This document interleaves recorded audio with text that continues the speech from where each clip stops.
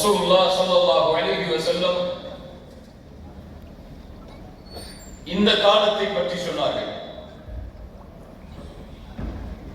இந்த நிகழ்வை கூறிவிட்டு என்னுடைய உரைக்குள் நான் செல்கிறேன். அல்லாஹ்வுடைய தூதர் ஸல்லல்லாஹு அலைஹி வஸல்லம் சொன்னார்கள், என் சமூகத்தில் ஒரு காலம் வரும். அந்த காலத்தை மறுமை நாளுக்கு முன்னால் என் சமூகத்தில் வாழக்கூடிய எல்லோரும் சந்தித்தே தீருவார்கள். அந்த காலத்தில்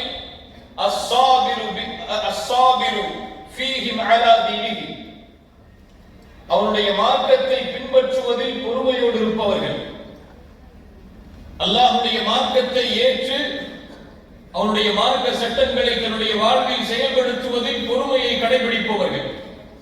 பொறுமையை கடைபிடிப்பவர்கள் என்றால் அதில் வரக்கூடிய சோதனைகளையும் அதற்கு வரக்கூடிய இன்னல்களையும் அதற்கு வரக்கூடிய எதிர்ப்புகளையும் தாங்கிக் கொண்டு அல்லாஹ்வுடைய மார்க்கத்தை பின்பற்றுவதை மட்டுமே குறிக்கோளாக கொண்டு வாழக்கூடிய ஒரு காலம் வரும்.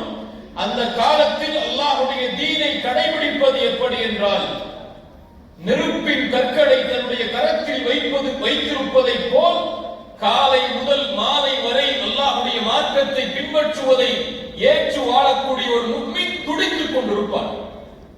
அல்லாஹ்வுடைய தீனை பின்பற்றுவது அவ்வளவு கடினமாக இருக்கக்கூடிய சூழல் ஏற்படும்.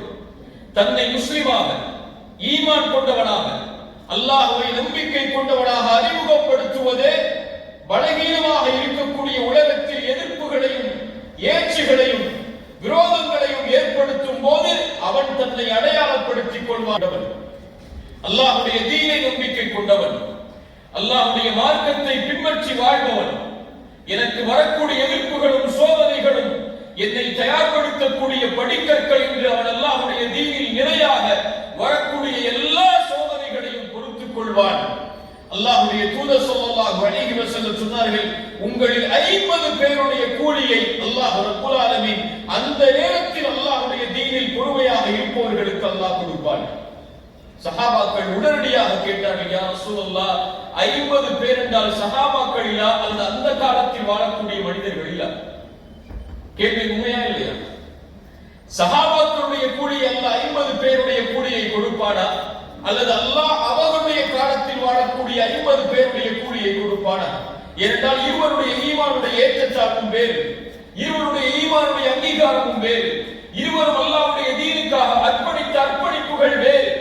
ரசூலுல்லாஹி ஸல்லல்லாஹு அலைஹி வஸல்லம் அவர்களுடைய சிறப்புகளை ஹதீஸ்களில் பல நமக்கு பதிந்தார்கள். நம்முடைய சிறப்புகள் எல்லாம் சாதாரணமானவை. ரசூலுல்லாஹ் ஸல்லல்லாஹு அலைஹி வஸல்லம் சொன்னார்கள், அவர்கள் என்னை ஈமான் கொண்டிருப்பார்கள், என்னை அவர்கள் பார்த்ததில்லை, நீங்கள் என்னை பார்க்கிறீர்கள், என்னை ஈமான் கொள்கிறீர்கள், என்னோடு வரக்கூடிய சோதனைகளை என்னோடு சகித்துக் கொள்கிறீர்கள். என்னை பார்க்காமல் ஈமான் கொண்ட அந்த சமூகத்திற்கு உங்களில் 50 பேருடைய கூலியை அல்லாஹ் கொடுப்பார் என்று அல்லாஹ்வுடைய தூதர் ஸல்லல்லாஹு அலைஹி வஸல்லம் சொன்னார்கள். அந்த காலத்தில் தான் நாம் வாழ்ந்து கொண்டிருக்கிறோம். அல்லாஹ்வுடைய தீனை பின்பற்றுவதோ, அல்லாஹ்வுடைய தீனை ஏந்தி வாழ்வதோ இந்த உலகத்திலே மிக கடுமையான காரியமாக மாறிவிட்டது. முஸ்லிம்களுக்கு கூட, ஈமானை ஏற்று வாழ்பவர்களுக்கு கூட அல்லாஹ்வுடைய மார்க்க சட்டங்களை செயல்படுத்துவதற்கு எம்முடைய சமூகத்திலே பலர் புறக்கணிக்கிறார்கள்.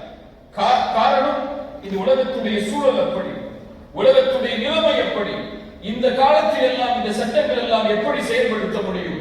என் வாழ்வுடைய ஓட்டங்களில் எல்லாம் அல்லாஹ்வுடைய இணைவை கொண்டோ, அல்லாஹ்வுடைய மார்க்கத்தை கொண்டோ, அல்லாஹ்வுடைய வணக்க வழிபாடுகளை கொண்டோ எப்படி நிரப்புவது என்ற எண்ணத்தில் முஸ்லிம்களும் கூட பலர் வாழ்ந்து கொண்டிருக்கிறார்கள். அல்லாஹ் ரப்பல் ஆலமீன் அவர்களுக்கு தான் இறைமறையில் ஒரு வசனத்தை இறக்கி கூறுகிறான், வஅத்தஸிமு பிஹப்லில்லாஹி ஜமீஅன் வலா தஃபர்ரகு. நீங்கள் எல்லோரும் அல்லாஹ்வுடைய கயிற்றை உறுதியாக பலமாக பற்றி பிடித்துக் கொள்ளுங்கள். எல்லோரும் சேர்ந்து சோதனைகள் நெருங்கும் போதும், கஷ்டங்கள் நெருங்கும் போதும், சிரமங்கள் நெருங்கும் போதும், உங்களுக்கு எதிராக எதிர்ப்புகள் கிளம்பும் போதும் வஅத்தஸிமு, எல்லோரும் ஒன்றுபடுங்கள் பிஹப்லில்லாஹ், அல்லாஹ்வுடைய கயிற்று. அல்லாஹ்வுடைய கயிறு என்றால் யாராவது சொல்லுங்க. அல்லாஹ்வுடைய கயிறு என்றால் குர்ஆனில் அல்லாஹ் சொல்வது என்ன? அல்லாஹ்வுடைய கையில் இருந்தால் சொர்க்கத்தில் இருந்தால் அவர் கையிலே இருக்கிறார். என்ன கையில் அல்லாஹ்வுடைய கையில் இருந்தால் யானி சத்தமா சொல்லுங்க. குர்ஆன் இப்னு அப்பாஸ் சொன்னார்கள், அல்லாஹ்வுடைய கையில் என்று அல்லாஹ் குர்ஆனிலே சொல்லுவது அல்லாஹ்வுடைய குர்ஆனை, அல்லாஹ்வுடைய கலாமை, அல்லாஹ்வுடைய வஹீயை நீங்கள் உறுதியாக எல்லோரும் சேர்ந்து பற்றி பிடித்துக் கொள்ளுங்கள். வலா தஃபர்ரகு, ஒருபோதும் அதை பிரிந்து விடாதீர்கள், எல்லோரும் ஒன்று சேர்ந்து இருங்கள். வஸ்குரு நிஅமத்தல்லாஹி அலைக்கும், உங்கள் மீது அல்லாஹ் செய்த அருளை கொஞ்சம் எண்ணி பாருங்கள். இஸ் குன்தும் அஅதாஅன் ஃபஅல்லஃப பைன குலூபிக்கும், நீங்கள் எதிரிகளாக வாழ்ந்தீர்கள், அல்லாஹ் உங்களுடைய உள்ளங்களை ஒன்றிணைத்தான். அல்லாஹ் பெயர்களை ஒன்றிணைக்கவில்லை, அல்லாஹ் தோற்றங்களை ஒன்றிணைக்கவில்லை, அல்லாஹ் நாடுகளை ஒன்றிணைக்கவில்லை. இந்த ஈமானை ஏற்று வாழக்கூடிய எல்லோருடைய உள்ளமும் ஒன்றானது. இஸ் குன்தும் அஅதாஅன் ஃபஅல்லஃப பைன குலூபிக்கும் فأصبحتم بنعمته إخوانا, அல்லாஹ்வுடைய அருளால் நீங்கள் சகோதரர்களாக, நீங்கள் தோழர்களாக, சகோதரர்களாக மாறினீர்கள். وكنتم على شفا حفرة من النار. وكنتم, அல்லாஹ் சஹாபாக்களை பார்த்து சொன்னாலும் இந்த வசனம் நம்மை பார்த்து சொல்கிறது.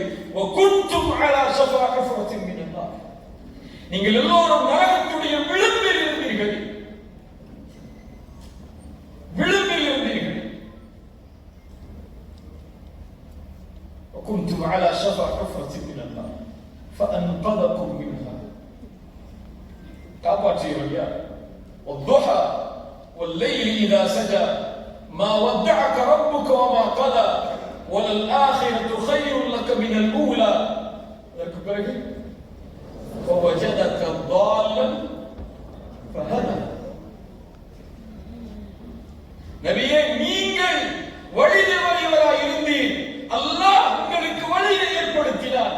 எந்த அல்லாஹ் நபிக்கு நேர்வழியை கொடுத்தானோ நுபுவத்தின் மூலமாக, وكنتم على شفا حفرة من النار, நாமும் நரகத்துடைய விளிம்பில் இருந்தோம். ஈமான் அறியாமல், அல்லாஹ் அறியாமல், அல்லாஹ்வுடைய வணக்க வழிபாடுகளை அறியாமல். فأنقذكم منها, அல்லாஹ் தான் நம்மை பாதுகாத்தார்.